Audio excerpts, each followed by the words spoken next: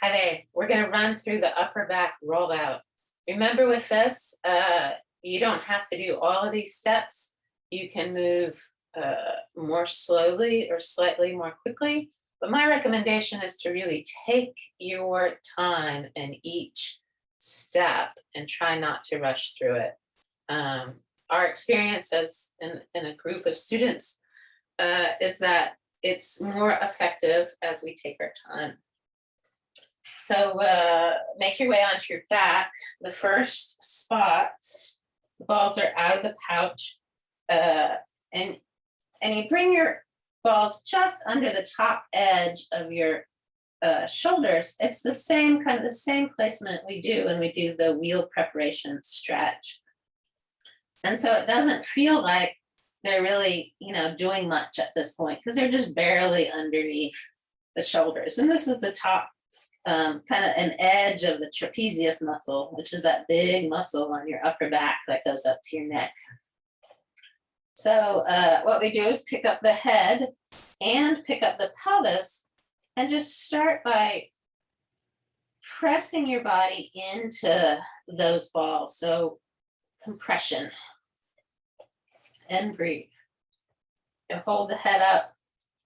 I think it works fine to let the head rest on the floor some too. So if it feels too tense in your neck to have your head up, just, let it lie down there. Breathing.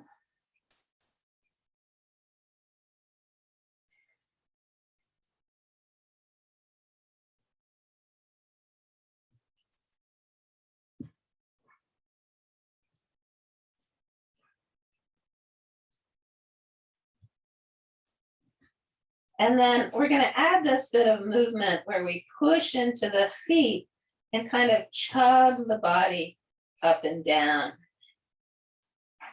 So you're kind of rolling on and off of that spot, just very slightly.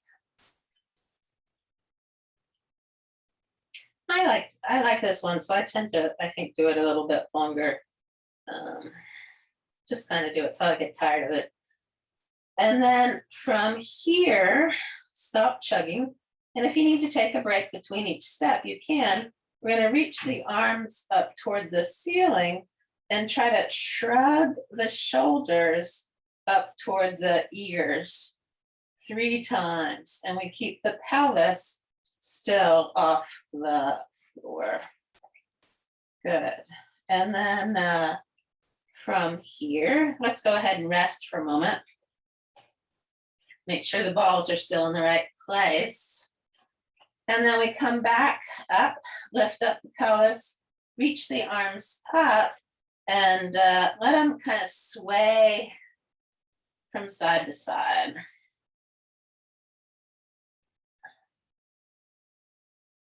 Good. Think of this as like the hula.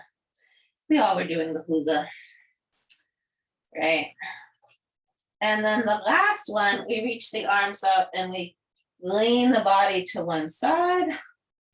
And then we lean the body to the other side. So you just kind of roll a little bit off of one side and then roll a little bit onto the other side. Good. And release. Roll back down. Scooch the balls out of the way. Lie on your back for a moment, feel how it feels. Good.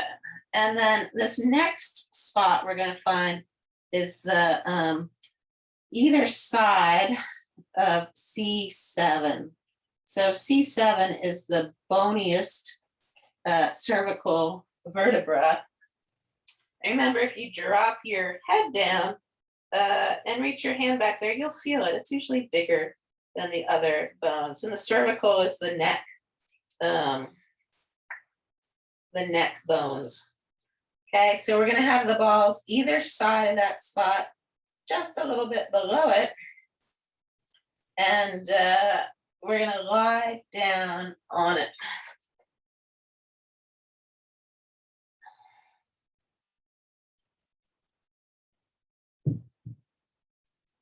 Good. Always takes a second. Good. And then We lift the head up. The whole clothing and yoga tune-up balls can be challenging, right? Okay, a little twisted.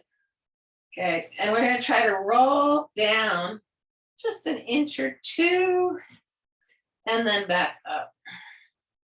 So we're not trying to go very far, but just a little up and down, kind of stripping those muscles. Probably stripping and cross fibering because there's such a good layer of muscles on our upper back. Good. And replace. We're going to find that same spot again. And this time,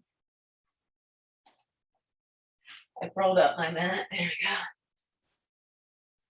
This time we're going to just kind of lean the body to one side and then the other side.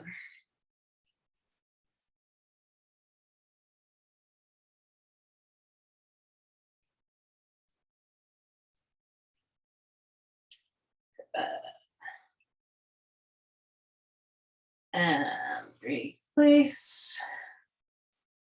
Take a moment.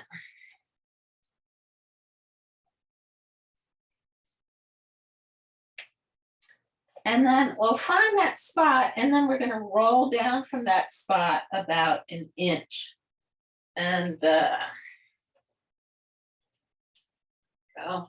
So we roll our body up about an inch, and the balls roll down about an inch.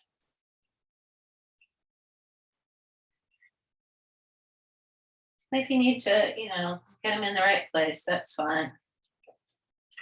If it feels like your head is tilting way back, you might either just want to, what I do like to do is kind of lengthen the back of my neck, or you can just stick a little folded up piece of your mat or something under your head or a blanket, a little pillow.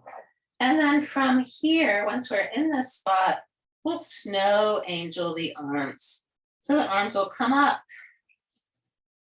Seems like not quite enough room.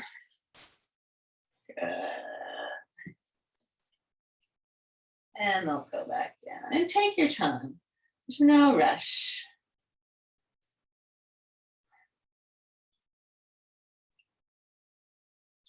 Good. And then the next spot, we roll up our mat one more inch. I'm going to have to scooch down again. This was here. Up there, yeah. Good. So now we're more between the shoulder blades. Start out with the compression. Just want to give it a good bit of time so that your body can, start to receive the balls. You don't want to rush. Good. And then from here, we'll reach the arms up toward the ceiling, and we'll do that little shoulder blade slide and glide. We do this movement all the time in class without the yoga tune-up balls. I think it makes it even more clear that your shoulder blades are moving when the yoga tune-up balls are back there.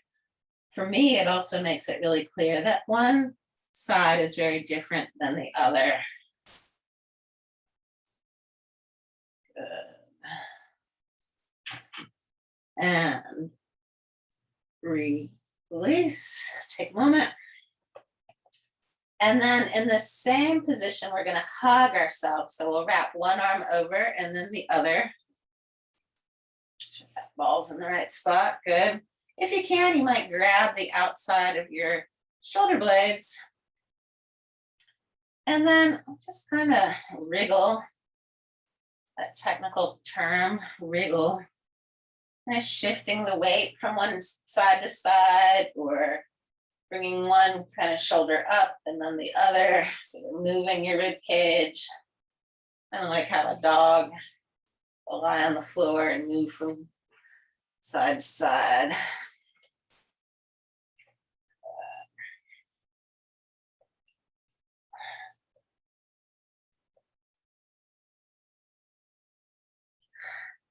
Good. And then from here, we're going to scoot the body up the mat one more inch. Try to keep the balls in one.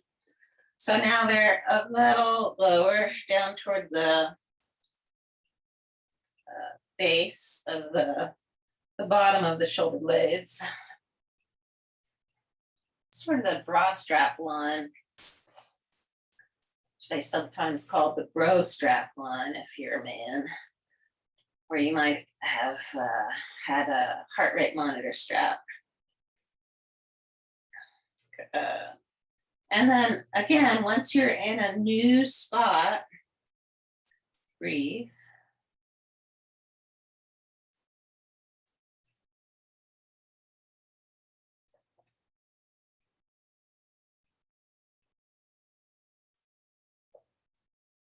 And you want to take some big, deep breaths.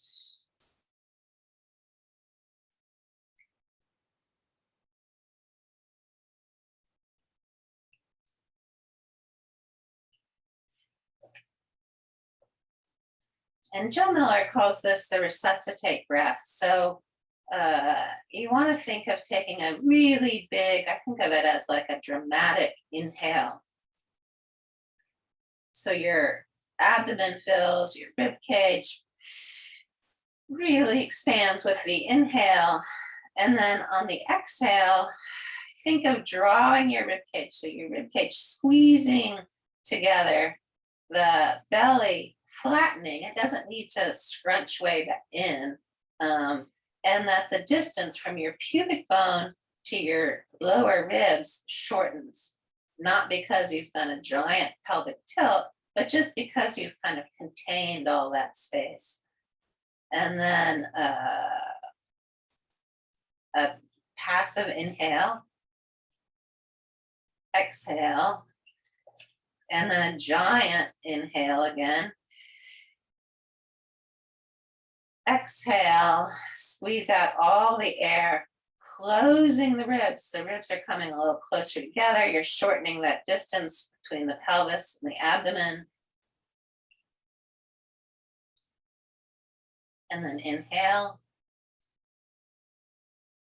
exhale. Another really big inhale.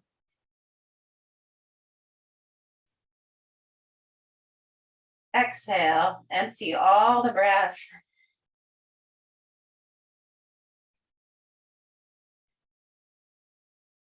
Passive inhale. Exhale. One more really big breath. Exhale. Empty all the air out.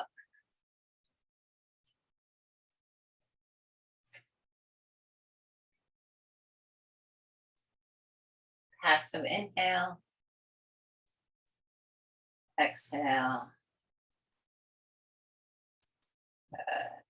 And then the last spot, we roll the balls, and I'm just going to move them down toward the bottom, the very bottom edge of the, down by the last ribs.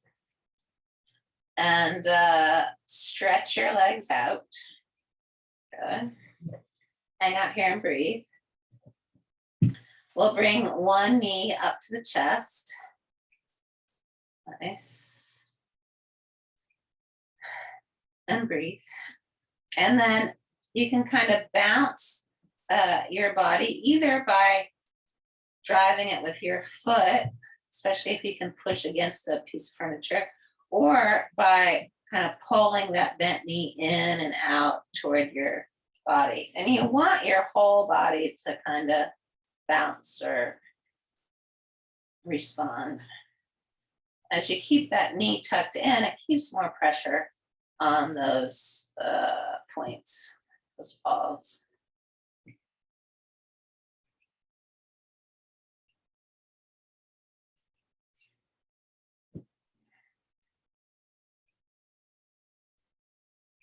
And replace. Stretch that leg out, bring the other knee up. Good, take a moment. And then we'll, again, kind of bounce that leg. Good.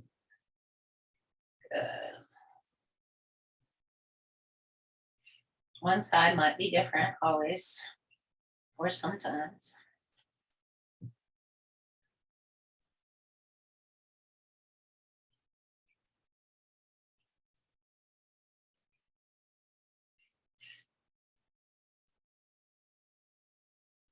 And release. Take a moment.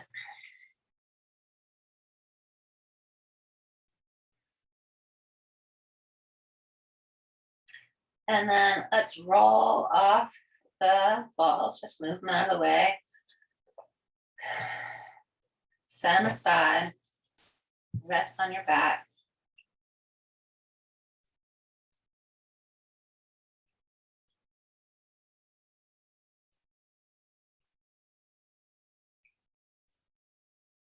And feel how it feels.